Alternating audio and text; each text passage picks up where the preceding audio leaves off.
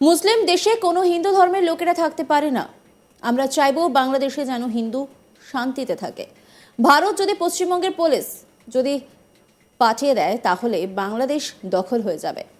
বাংলাদেশের ভয়াবহ পরিস্থিতি দেখে বিস্ফোরক মন্তব্য হিন্দু নেতার। তিনি বলছেন যে মুসলিম দেশে নাকি কোনো হিন্দু ধর্মের লোকেরা থাকতেই পারে না, তাই জন্যই হয়তো বাংলাদেশ থেকে সংখ্যালঘুদের খেদিয়ে খেদিয়ে এপারে পাঠানো হচ্ছে। তাদের অত্যাচারের জন্যই ওপার বাংলা থেকে ভারতে চলে আসছে। আলিপুরদুয়ার জেলার কার্জিপাড়া হয়ে ফালাকাটা সফরে যান বিজেপি নেতা দিলীপ ঘোষ। আর সেখানে সাংবাদিকদের মুখোমুখি হয়ে তিনি বলেন, যেদিন থেকে দেশ ভাগ হয়েছে সেদিন থেকে হিন্দুরা ওখানে থেকে পালিয়ে আসছে। মুসলিম দেশ কোনো হিন্দু ধর্মের লোকেরা থাকতে পারে না। আমরা চাইবো বাংলাদেশে যেন হিন্দু শান্তিতে থাকে। ভারত যদি পশ্চিমবঙ্গের পুলিশ যদি পাঠিয়ে দেয় তাহলে বাংলাদেশ দখল হয়ে যাবে।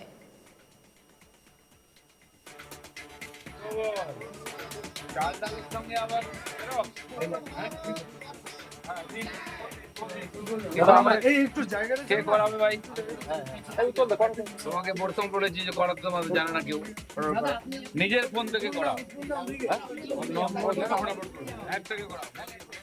দিলীপ ঘোষ ঠিক কি বলেছেন শোনাব আপনাদের। থেকে দেশ ভাগ হয়েছে সেদিন থেকে ওখান থেকে হিন্দুরা পালিয়ে আসছে। কোনো মুসলিম দেশে অন্য হিন্দু ধর্মের লোকেরা থাকতে পারে না। কিন্তু আমরা চাইবো যে বাংলাদেশের জন্য আমরা এত স্যাক্রিফাইস করেছি, নতুন দেশ তৈরি করে দিয়েছি, সেখানে যেন হিন্দুরা সম্মানের সঙ্গে থাকে। দখল নেবে ভারত বা কলকাতা দখল নেবে বলেও আওয়াজ দিচ্ছে। অনেক বলে, অনেক পাগলামি। যারা পেটে ভাত জোটে না, কোমরে কাপড় নাই, শিক্ষা নেই, চাকরি বাকরি নেই, সেই ভিখারিরা দেশ দখল করবে।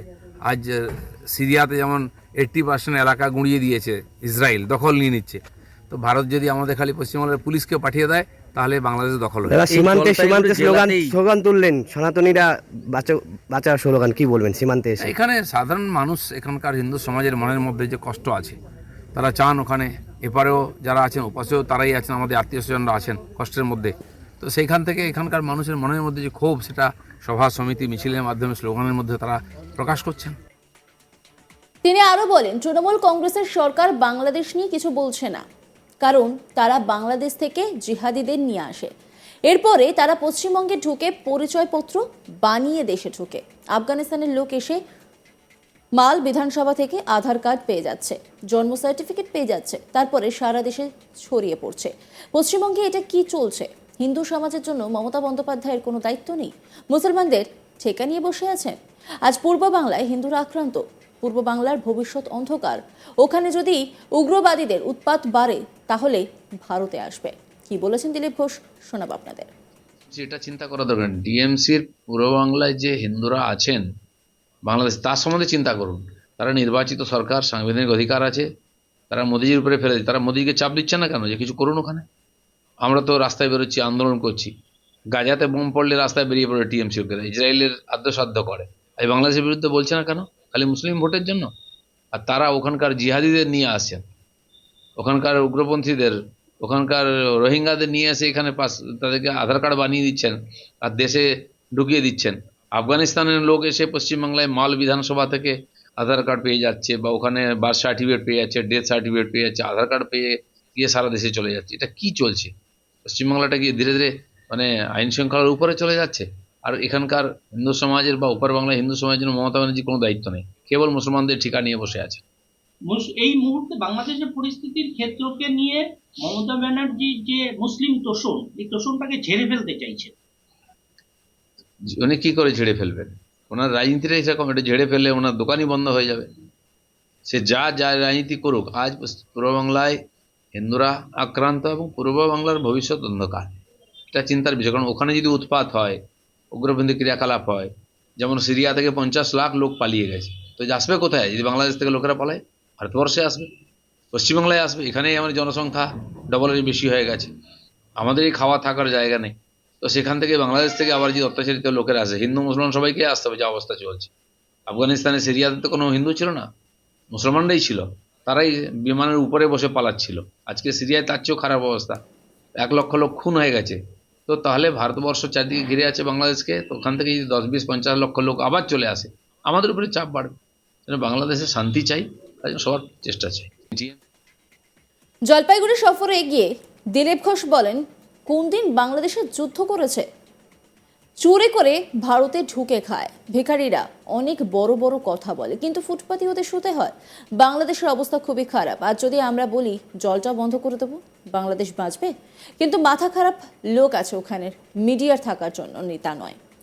ওখানে কোনো সরকার নেই, ভারত থেকে ওষুধ না পেয়ে শেষ হয়ে যাবে। একটা হাসপাতাল নেই, চিকিৎসার জন্য কলকাতায় লাইন দিয়ে আসে। ভারতের সেনা না গেলে ওদের কচু কাটা করে দিত। দিলীপ ঘোষ ঠিক কি বলেছেন শোনাব আপনাদের। আদৌ কোনো সামরিক বিভাগ আছে বাংলাদেশের? কোনোদিন বাংলাদেশ যুদ্ধ করেছে? চুরি করে ভারতবর্ষে ঢুকে খায়, চুরিকার জিনিস নিয়ে খেয়ে বেঁচে থাকে। তো তার ভিখারিরা অনেক বড় বড় কথা বলে, কিন্তু ফুটপাতেই শুতে হয় ওদের। বাংলাদেশের অবস্থা খুবই খারাপ। আজ যদি আমরা বলি যে বন্ধ করে দেবো, জলটাও বন্ধ করে দেবো, বাংলাদেশ বাঁচবে কি? তো এইসব লোকের কিছু মাথা খারাপ লোক আছে, তারা ওখানে খালি মিডিয়ায় থাকার জন্য নেতা হয় না। আজ কোনো সরকারই নেই ওখানে।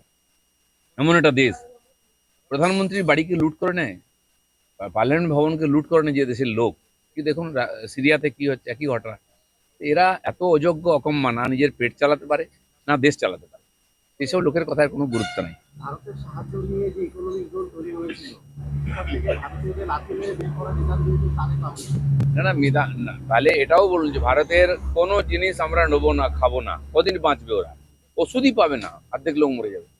একটা নার্সিংহোমের হসপিটাল নেই, চিকিৎসার জন্য কলকাতায় লাইন দিয়ে আসছে বাংলাদেশের লোকেরা। ভিসা বন্ধ করেছিল বলে দেশ কত হাহাকার পড়ে গেছে। তো এইসব লোকের কথা কোনো গুরুত্বই নেই, যারা বিদেশ থেকে টেরোরিজমের নামে টাকা নিয়ে এসে খেয়ে বেঁচে আছে, লোকের দয়ায় বেঁচে আছে। এইসব লোকের বড় কথা কি? খান সেনা ওই সময় কচুকাটা করে দিত যদি ভারতের সেনা না যেত। আমরা হাজার হাজার কোটি টাকা খরচা করে শত শত সেনার জীবন দিয়ে বাংলাদেশকে স্বাধীন করেছি। প্রথম বিশ্বযুদ্ধ, প্রথম স্বাধীনতা আন্দোলনে তখনও ভারতে ছিল বলে স্বাধীন হয়েছে। নাহলে আজকে আফ্রিকার দেশগুলোর মতো এরকম গোলাম থাকতো, শিক্ষা দীক্ষা থাকতো না।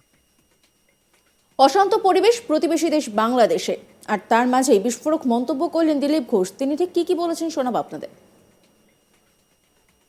থেকে দেশ ভাগ হয়েছে সেদিন থেকে ওখান থেকে হিন্দুরা পালিয়ে আসছে।